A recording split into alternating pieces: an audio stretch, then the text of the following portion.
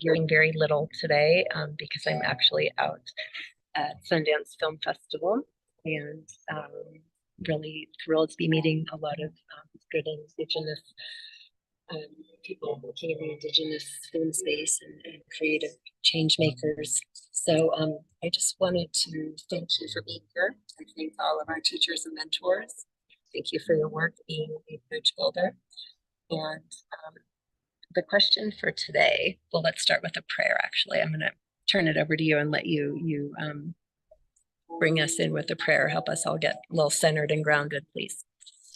All right, my pleasure. Yeah, just bringing our awareness to the existential biological fact that we're being breathed right now by the great mystery power of the universe that creates the universe and gives us this breath and the gifts of creation in this day and this now time of connecting. So thank you, Great Spirit, for the gift of life, gift of our ancestors and ancestors where we live, ancestors where you are in Utah, and ancestors, spirits of wherever the relatives that are listening to this or will be listening to this, with gratitude for your lives and for your ancestors and the opportunity to open ourselves and attune and connect with you, Great Spirit, and listen deeper to how you might guide us to polish up our stardust on this day that we're given to live and bring through fullest blossoming, greatest good for walking our heart paths to completion and for healing of the sacred hoop, healing of the sacred hoop. May it be so. Hope. Oh, thank you. Thank you. Thank you. So wanted to ask you, please, if you could talk about interconnection, because for some people, thinking about us being part of an interconnected ecosystem is really overwhelming with that sense of responsibility to one another. And if you could talk about how we can use that sense of interconnection as inspiration instead of something that scares us. Instead of something that what? Instead of that sense of responsibility and stewardship toward one another, toward our earth, toward each other, being something that scares us, if you could talk about how we can use that as inspiration, please. Okay. Like our interconnection as part of one ecosystem. How can that be feed us in our daily lives? Instead of it feeling overwhelming, how can we use that to feed and nurture us? Okay, well, as I've said many times, everything starts with intention. So if we want to use the truth of existence in our particular time of existence, embedded in the infinite existence of the cosmos, which we're in right sacred now, if we want to create a relationship with that truth, that interwoven connectedness in which there's no separation, which comes to us, that realization, just to really be clear about it, comes to us from mystics and wisdom traditions throughout human history. And it also comes to us from the realizations of quantum mechanics and the recognition that there's no such thing as a thing, period. It's all energy patterns in particular relationships for a particular time embedded in a field of infinite energy.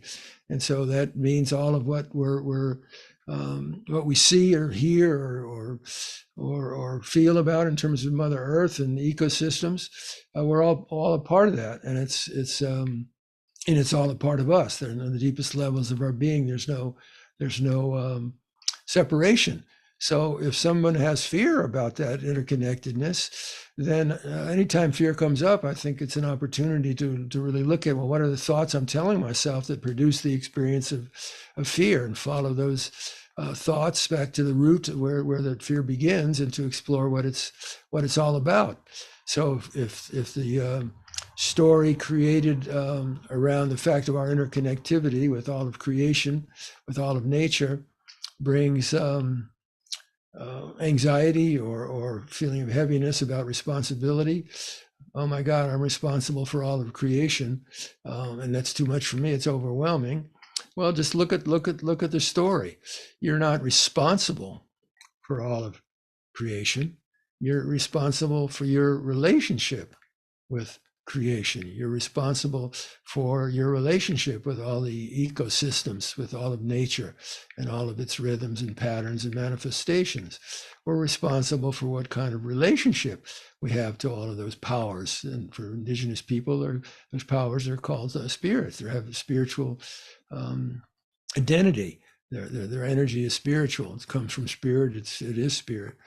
And so the question is, in my mind anyway, is what constitutes a relationship with the powers of creation, with nature, with the ecosystems, that helps me get in touch with some of the gifts of grace that live at the center of our being, such as a deep inner peace that never leaves. It's at the center of our beings. I can disconnect my awareness from that center of inner peace by the stories I tell myself, that such as I'm responsible for maintaining all of nature, because if it's not working, it's my fault because I'm connected with it all.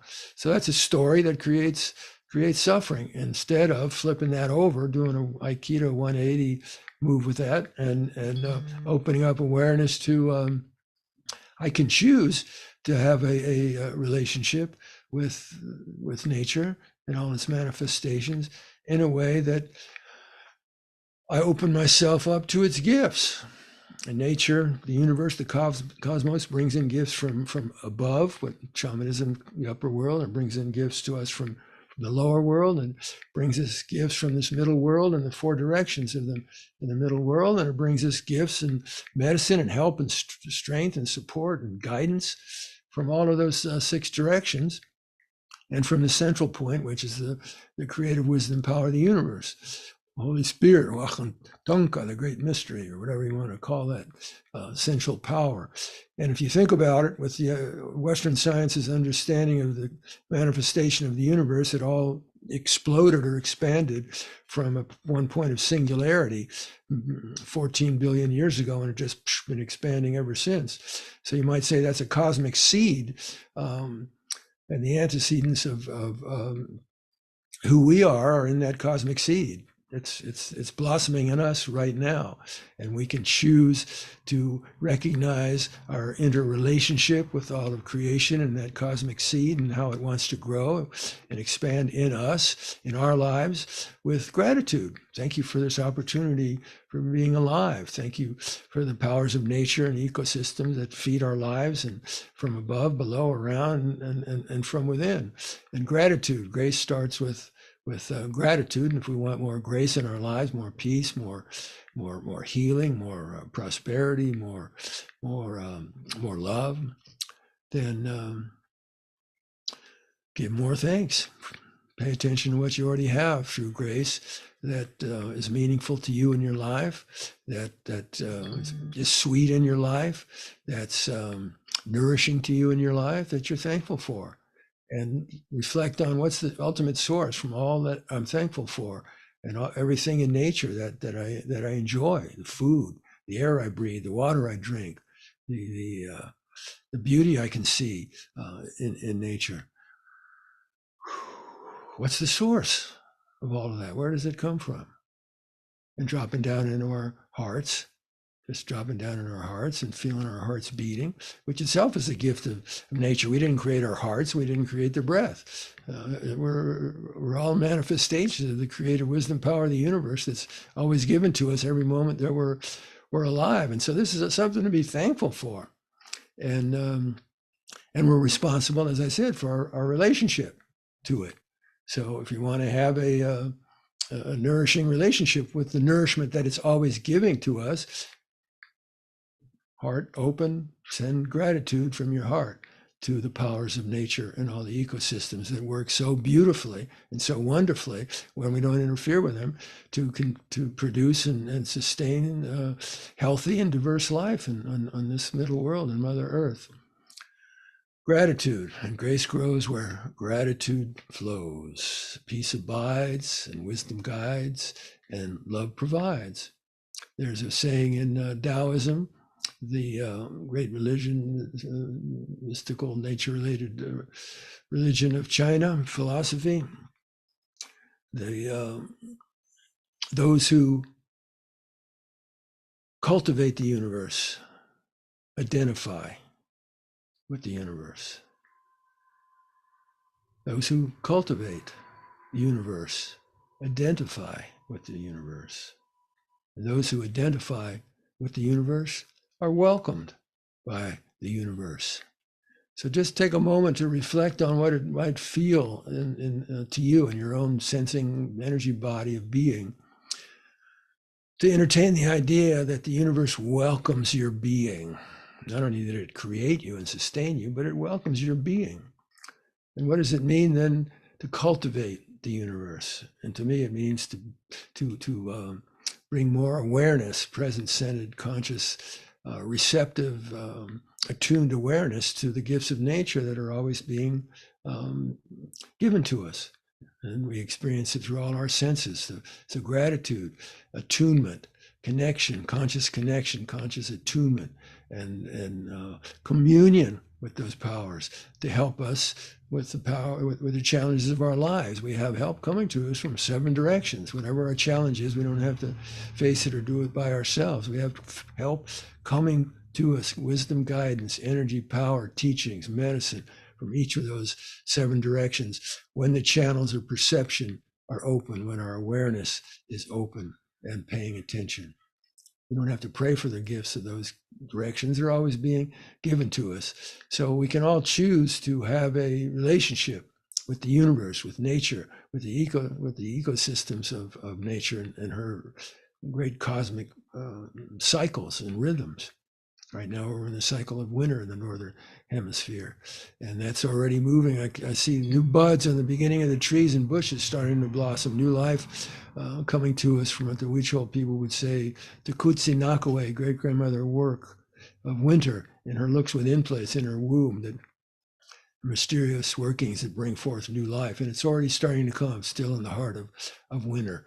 So we're the recipients of all of that, all of those gifts of grace.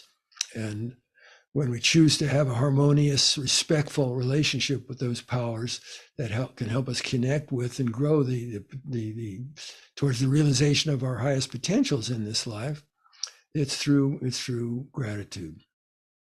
Oh, Brios. Hope that helps and addresses what the person was asking about. I think so. Thank you. And I just want to say that I am so grateful for your sweetness. And I feel like you already, you bring some sweet medicine here to our earth. Thank you, Poppy. Thank you, Dad. Thank you. So do you. You bring sweet medicine to me. Thank you. Everybody you touch, I think. I was going to say, and everybody out here in our Shamanic Sundays community that is joining us today or hears this or sees this at another time in the future, you also bring sacred gifts and sweetness and wisdom. And we just want to send you strength and courage to step in and share that as much as you can and let yourself shine. So Dad, if there's any closing comment to share, I think you already sort of took us through a visualization today, but if there's anything else you want to share on stepping into one's courage in this journey, that would be awesome. I'm going to mute myself because I'm in a public space and it's really loud, and my apologies for that. Okay, well, thanks for making the effort to connect with us here today. I appreciate it. So there's a song, medicine song that goes like this, and it's a gratitude song, as a lot of medicine songs are, and it's a meditative kind of vibrational intention to it to help us open our awareness to Spirit's presence. And while I'm going to be the one singing it, coming through the sound and the vibration coming through my body and my voice, it's really coming from the Great Spirit through me. And it goes like this. I take delight in the peace of the river, flowing so gently to the strength of the sea. And I take delight in the love that is growing, just like a river between you and me. Just like a river between you and me. And I take delight in. Now this is the voice of the Great Spirit of the universe singing this song. I take delight in the peace of the river, flowing so gently to the strength of the sea. And I take delight in the love that is growing, just like a river between you and me, just like a river between you and me. Oh, thank you for the source of that light, Father Sun, Tatewari, Grandfather Fire Spirit, and all the solar explosions going back to the first expansion of the cosmic seed, bringing light through into darkness. I take the light in the peace of the river, flowing so gently to the strength of the sea, the great cosmic sea from which all manifestation occurs and returns to. And I take the light in the love that is growing, the love that is growing. Maybe make a good home for the love that's growing deep down in our hearts, just like a river between you and me. And we can connect with that river of flowing light of cosmic love with every breath in when we join our awareness to being present to the experience of being fed, nurtured, breathed by the great creative wisdom power of the universe. Gratitude for this breath of life, gratitude for your life, all those listening here now and in your leisure time. Thank you for the blessings of your life and blessings on your life. You're a sacred, worthy, luminous being. You're not here by accident. You have purpose in being here, and you have medicine gifts to polish up and shine that the world needs for healing in whatever way you're guided to bring those gifts through. It's not about a comparison to anybody else, an evaluation, a score chart on how you're doing or what you're doing. Whatever comes into your heart to guide you to share your medicine gifts in the world in whatever way that is, you're helping to heal the sacred hoop. And the more of us that hold that as an intention, and with the recognition and evaluation of each new day that we're given life, to be able to show up and do our part to help heal the sacred hoop, keep working that medicine, polishing up your stardust, and we reach a critical mass where we can shapeshift the whole paradigm of a fear-based sense of reality based on the illusionary perception of separation, opening up the bandwidth of awareness to connect with and understand the sacred unity that we live in, and to live from the cosmic love that we are, fullest blossoming, greatest good. May it be so. Ho, Pomprios. May it be so. Flowing and growing. Hey, yeah. Thank you so much, Dad. And thanks for everybody who's joining us here today. Thank you for your patience with my technology as I'm posting this from a public. And thank you to the tech people out there helping me and Nicole. And thank you, Dad, and to all those who help each of us here today to walk our heart paths in a good way so that we can be part of that river and flowing and growing and healing and loving. Oh, may it be so. Happy Shamanic Sundays. We will see you again next week. And thank you again for all you do. Take care. Bye. Bye. Oh.